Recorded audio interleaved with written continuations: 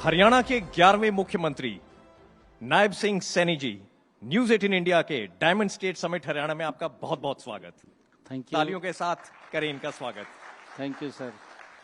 नायब सिंह सैनी जी, आज हम 3 हिस्सों में बात करेंगे। कुछ हम समय में पीछे की तरफ जाएंगे, फिर हम वर्तमान में आएंगे, फिर हम हरियाणा के भविष्य की तरफ जाएंगे। अगर हम समय में पीछे की तरफ जाएं तो हम ये समझना चाहेंगे कि बिल्कुल साधारण परिवार से, एक फौजी परिवार से, जो आपका बचपन था मिर्जापुर में अंबाला के पास, उस बचपन के बारे में थोड़ा सा आप हमारे को बताएं। फिर हम पहुंचेंगे आपके आरएसएस के दिनों पर, फिर हम आएंगे जब आप एक कंप्यूटर ऑपरेटर थे बीजेपी के साथ, और फिर जो आपकी यात्रा उसके बाद हुई। लेकिन इस वक्त हम समय में बिल्कुल पीछे की तरफ चले जाएंगे, 25 जनवरी 1970 को जब आपका जन्म हुआ। उसके बाद थोड़ा सा आप हमारे को बताएं कि जो आज हरियाणा के मुख्यमंत्री हैं उनका बचपन कैसे बीता। साहब, बचपन के बारे में तो शायद मेरे ख्याल से किसी को पता नहीं होगा, किसी का जब बचपन क्या होगा और क्या क्या बातें होती होंगी। परंतु मैं धन्यवाद करना चाहूँगा न्यूज़ 18 का कि आज आपके चैनल के माध्यम से कुछ जो आपके सवाल हैं उनका मुझे उत्तर देने का अवसर मिलेगा। देखिए, परिवार एक साधारण परिवार जिसमें कभी भी कोई चुनाव न लड़ाओ, एक संगठन के साथ मिलकर के और संगठन के साथ काम को करते हुए, ये भारतीय जनता पार्टी है। भारतीय जनता पार्टी में ही छोटी यात्रा से शुरू करके बड़ी यात्रा की तरफ ही व्यक्ति जा सकता है। ये मुझे ऐसा लगता है कि ये संभव इसी में ही है और किसी दल में मेरे ख्याल से संभव नहीं है। भारतीय जनता पार्टी में ही एक साधारण परिवार का बालक वो ऊंचाइयों पे जा सकता है। ये भारतीय जनता पार्टी में ही संभव है। हम देखते हैं कि परिवार के में फंसी पार्टियां परिवार से बाहर सोचते नहीं हैं। आज भी उन पार्टियों की मेंटलिटी यही है कि मेरे के बाद मेरा कौन सा बेटा, ये उसी के ऊपर मंथन होता है। मुझे खुशी है कि भारतीय जनता पार्टी में इसके ऊपर मंथन होता है कि मेरे के बाद कौन सा अच्छा कार्यकर्ता, किस कार्यकर्ता को जिम्मेवारी दें, ये मंथन होता है। और क्योंकि मैं तो गांव में ही रहा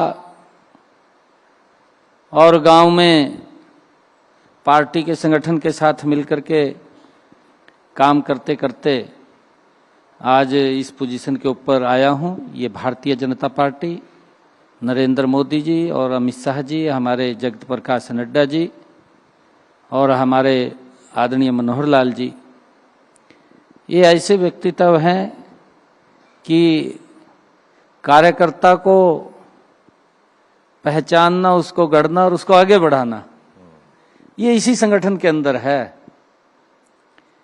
कि कार्यकर्ता को कैसे आगे बढ़ाना है धीरे धीरे करके। और एक छोटे से पद से एक बूथ का कार्यकर्ता काम को शुरू करता है। बूथ के कार्यकर्ता से आज यहाँ तक का सफर और पार्टी में अलग अलग स्थानों के ऊपर रह करके जहाँ पर भी मुझे जिम्मेवारी दी गई है उस जिम्मेवारी का वही निर्वहन किया है। मैंने कभी कोई ये इच्छा जाहिर नहीं की, नहीं ये नहीं, यहाँ काम नहीं करना, मैंने यहाँ काम करना है, या यहाँ काम नहीं करना, यहाँ काम करना है। जहाँ भी जिम्मेवारी दी गई वहीं पर अपना बेस्ट करके काम किया है कि अपने से अच्छा काम करना है और उसी के अंदर ही हम लगे रहे। और उसी का परिणाम है कि भारतीय जनता पार्टी में एक साधारण परिवार का बालक भी वो कहाँ पहुँच सकता है, ये सोच अगर कहीं है तो ये भारतीय जनता पार्टी के अंदर है। और मैं ये मानता हूँ कि ये सोच, ये विचार, ये पंडित दीनदयाल जी उपाध्याय जिन्होंने पार्टी को एक विचार दिया और इस विचार को लेकर के पार्टी काम कर रही है और उसका परिणाम है, चाहे हमारी केंद्र सरकार है, चाहे हमारी प्रदेश की सरकारें हैं, नॉट आउट आगे बढ़ रही हैं।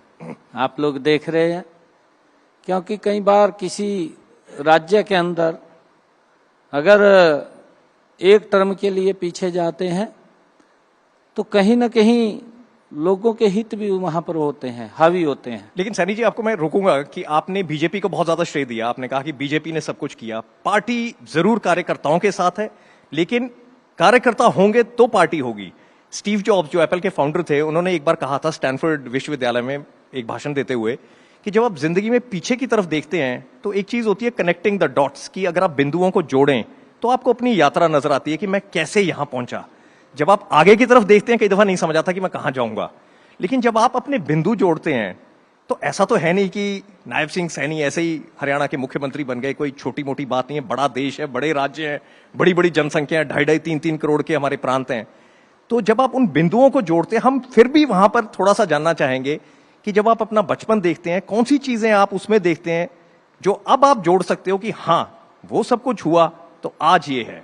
तो कुछ एक दो चीजें आपने वो हमें बतानी है आज, क्योंकि हम समझना चाहते हैं कि हरियाणा के मुख्यमंत्री कैसे बने। और इतनी जल्दी नहीं बनते कि सिर्फ पिछला इलेक्शन, उससे बहुत पहले से शुरुआत हुई थी आपकी। नहीं, मैंने आपको बताया है कि पार्टी के अंदर जब से मैं काम करने लगा हूं, उससे पहले की है, संगठन में जुड़ा हूं, उससे पहले आप बचपन में नहीं आ रहे। हम तो ये देखना चाह रहे हैं कि कहां पर खेले, कहां पर क्या हुआ, स्कूल में क्या हुआ, कौन सी एक चीज आपको कहीं पर पता लगी जिससे आपको लगा नहीं मैंने इस कदम को लेके इस तरफ को बढ़ना है। अलग अलग स्थानों पे मैं रहा हूं जी। गांव में भी रहा हूं, क्योंकि पिताजी आप अपने पिताजी के साथ आर्मी में जब वो थे, आप अलग अलग जगहों पे रहे। अलग अलग जगहों पे भी जाने का मौका मिला है मुझे जी। और जब मैं यहाँ पर पढ़ाई में आप कैसे थे? बहुत तेज थे? नहीं, पढ़ाई के अंदर हम ठीक थे, बस जितना था, जैसे आम होता हम ठीक थे, अपने जो के ठीक थे।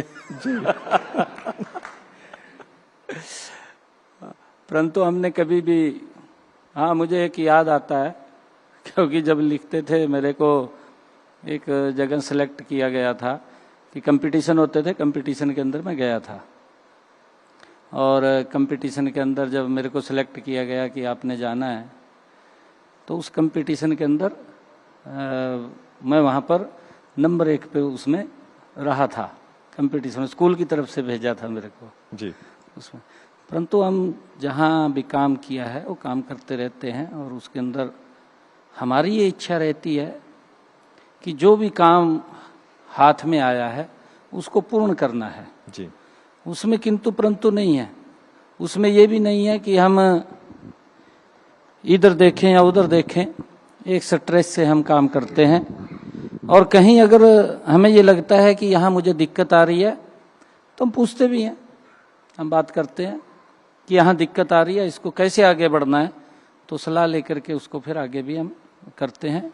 कभी भी ऐसा नहीं आया कि हमने कहीं जिस लाइन के ऊपर चल रहे हैं कि उस लाइन को हमने पीछे छोड़ा है। जी। हमने उसके ऊपर आगे बढ़े हैं। जी।